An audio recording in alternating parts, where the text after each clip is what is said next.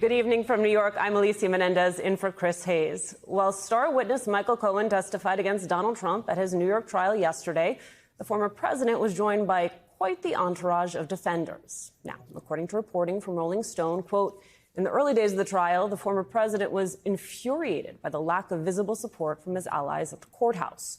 Where are they? He complained earlier this month. Well, Trump's allies, they now appear to have heard those complaints loud and clear. They showed up in full force in downtown Manhattan. Yesterday, Trump received visible support from multiple members of his family, his son Eric, along with daughter-in-law and co-chair of the Republican National Committee, Laura, as well as a who's who of Republican politicians. The surrogates included former Republican presidential candidate Vivek Ramaswamy, Florida Congressman Corey Mills and Byron Donalds, North Dakota Governor Doug Burgum, and even Speaker of the House Mike Johnson. Trump's entourage was united in their message as they all spoke to the cameras. All of us are here as friends of Donald Trump, supporting him in our personal capacity. President Trump is innocent of these charges. The American people have already acquitted Donald Trump. The judicial system in our country has been weaponized against President Trump. This trial is a joke. This thing is a farce. There's no crime here. Where's the crime? There is no crime. It's so corrupt and everybody knows it. The Trump surrogates also used their time at the microphone to level more personal attacks against Michael Cohen, a witness, even Judge Juan Merchan's family. Of course, they were saying what Trump himself cannot because he is currently under a gag order. We're going to talk more about that later in the show. But the other clear intention of the Trump gang was to bring the campaign to the courthouse. Several of the surrogates were obviously auditioning for vice president, with Ramaswamy, Donalds, and Burgum all reportedly under consideration.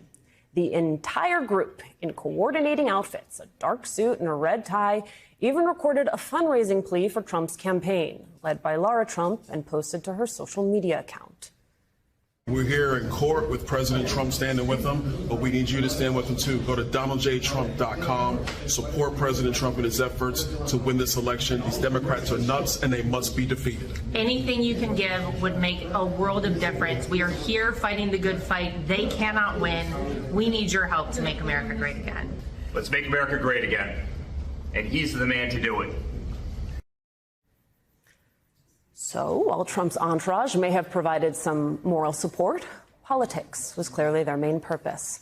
I'm joined now by Congressman Jamie Raskin, Democrat of Maryland. Congressman, first, your impression of the political support you saw for the former president this week.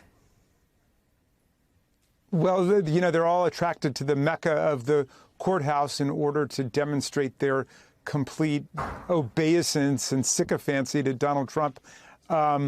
I think it's a good thing that they are identifying themselves, the people who have completely allowed Donald Trump to devour their critical thinking skills and their political and moral independence. I mean, you know, Speaker Johnson is a guy who has said that the Bible is his guiding document and is basically the law of the land. And yet he's made the pilgrimage to New York to demonstrate you know, how obsequious he can be to Donald Trump, a guy who is now an adjudicated rapist, an adjudicated fraudster in New York, and he's on trial for cooking the books for lots of money in order to cover up hush money payments to his porn star mistress. So, you know, I'm a member of the Free Thought Caucus, and we've been saying all along that Speaker Johnson's adherence to religion is just a form of political tribalism. It doesn't have anything to do with religious principle, and now he's showing the whole world that that's true. Especially interesting since he is not on that list, what I would call a long list, not a short list of potential VP picks. How is the fact that you have all of these sitting members of Congress traveling to New York to do Donald Trump's political bidding impacting the workflow of the U.S. House of Representatives? Well, I know that they have to move one farce, which is the scheduled hearing and markup session about holding Attorney General Garland in contempt for actually complying with their order and turning over the complete transcript of Donald Trump's interview with Special Counsel Hur. Now they've decided that's not enough. They don't just want the verbatim transcript. They want the audio tape. And in order to salvage their completely discredited and humiliating impeachment voyage, they're trying to hold Merrick Garland in contempt. Well, that was scheduled for 11 a.m. tomorrow, and we just got notice it's been moved to 8 p.m. because a bunch of members of the majority and the Oversight Committee are traveling to New York so they can soothe Donald Trump's wounded feelings that nobody was there to support him. As you said, one farce crowding out the other. So all of this, right, they're standing in front of the courtroom. They're doing fundraising appeals from inside the courthouse, all in the service of a second Trump term. When we talk about the potential dangers of that possibility, there was reporting in the Washington Post about a Mar-a-Lago dinner where the former president, he promised to ease regulations on the oil industry while asking executives to steer $1 billion to his campaign. You have now opened an investigation into that dinner. Which details are you hoping to gather? And how do you establish that as a quid pro quo?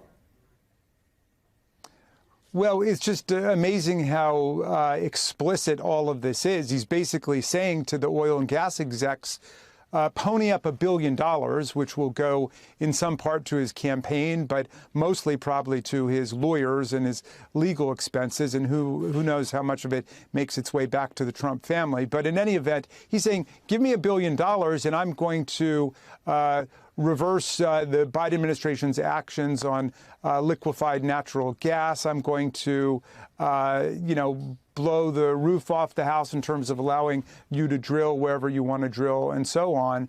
And everybody knows where Donald Trump stands, but it's almost as if he wants to walk right up to the line of criminal bribery and state what the quid pro quo is. Obviously, there can be no criminal or civil action before the election. I mean, look at the trials that are taking place now based on things that transpired several years ago. But at least the public can see this for what it is. I mean, Donald Trump is saying at events, if you want to come up and make a speech, give me $1 million, I'll let you do it. And people said yes. Two people jumped up on that stage, Congressman.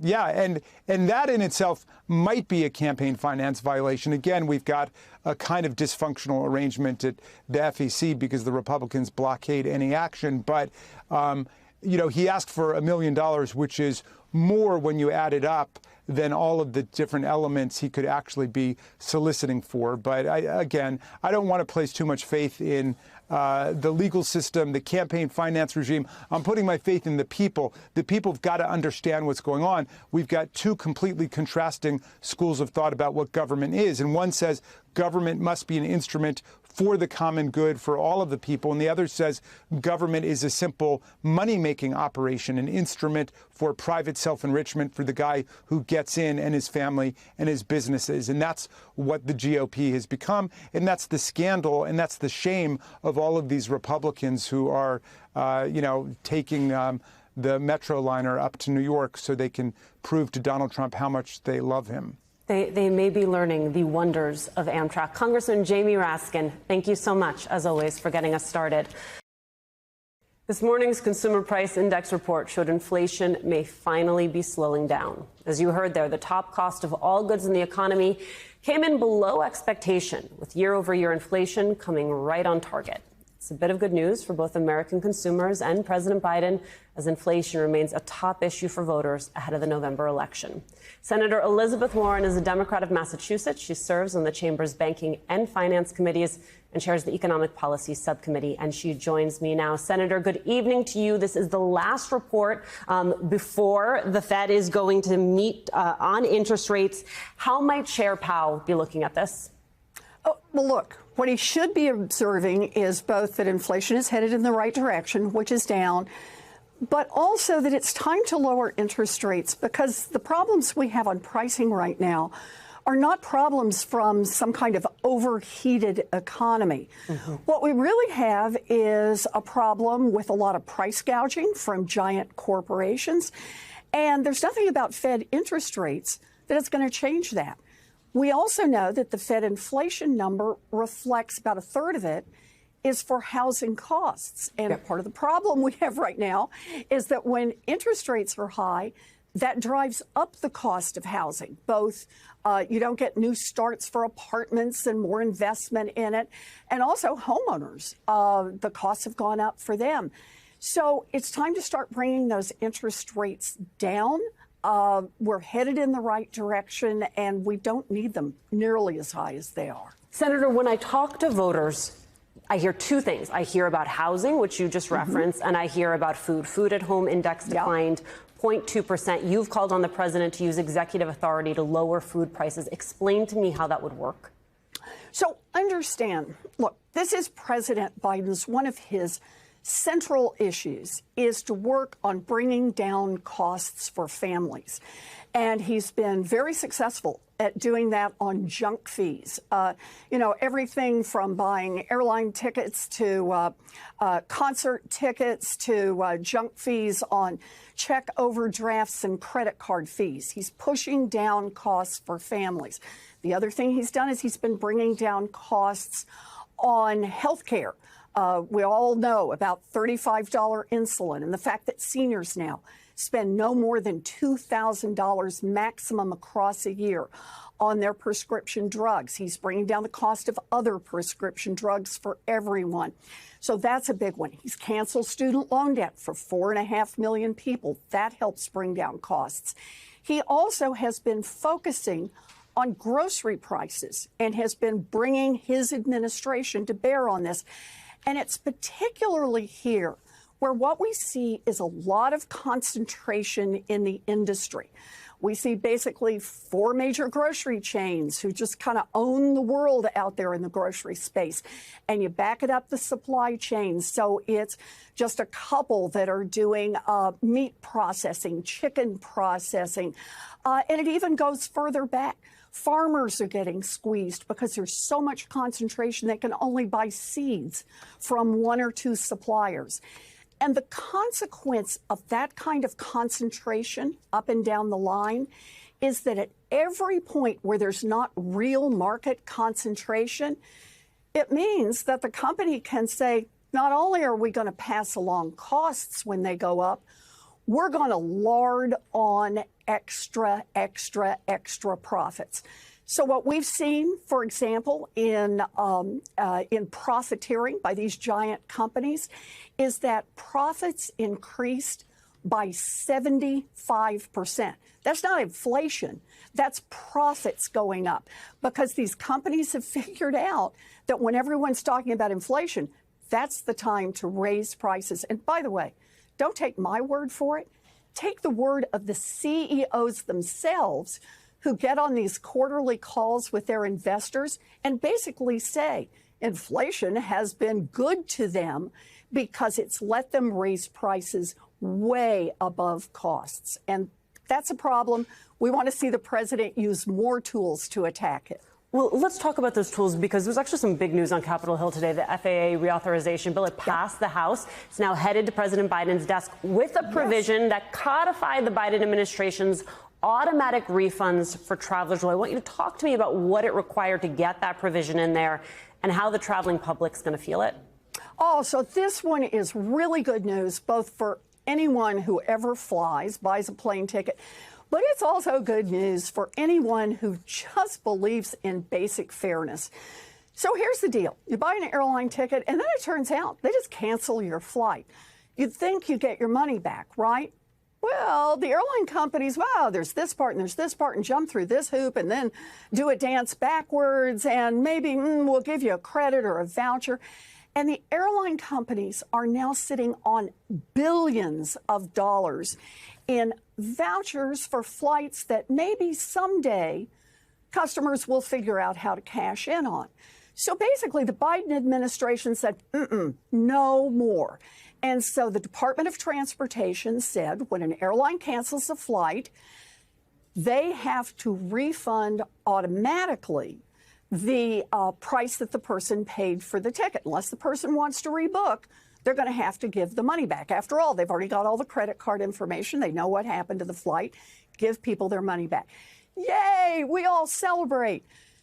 Then the airline industry, which I just got to say, talk about a ferocious lobbying outfit. They're there all the time. But with FAA reauthorization up, they're like on, high speed, ready to go. So the airline industry, lobby, push. And 4 days after the Biden rule comes out, The new FAA authorization has just a little line buried on page 429 that says after the customer applies, then you have to give money back. And of course, who's going to determine how you apply? It's going to be the airlines. So the Biden administration came roaring back. I did an amendment with Josh Hawley and with Ed Markey and said, no, it's going to be automatic. We fought, we got it into the bill, and now that's exactly what it's going to be. If they sell you a ticket, then cancel the flight, they got to give you your money back. Basic fairness, and one more time, of Joe Biden out there fighting, not for the rich airlines, not for their lobbyists, but fighting for regular folks who just want a level playing field, a little fairness. This is Joe Biden doing Joe Biden at his best. Senator, I want you to take a listen to what your colleague Ted Cruz had to say about his opposition to this. Here you go. I got to say, this is one of the silliest stories I have ever seen. So the FAA reauthorization bill is a bill that came out of the Senate Commerce Committee unanimously. Every Republican, every Democrat supported it. It also came out of the House Committee unanimously. We just had a vote yesterday on the Senate floor. The vote in favor of moving to the bill was 89 to 10. So you're saying, oh, there's a lot of controversy over this. You know what the controversy is? One tweet by Elizabeth Warren. Senator, now that it is headed to the president's desk, your response to the senator from Texas? Well, Ted, it turns out that a lot of people, once they discovered what page 429 said, didn't like it.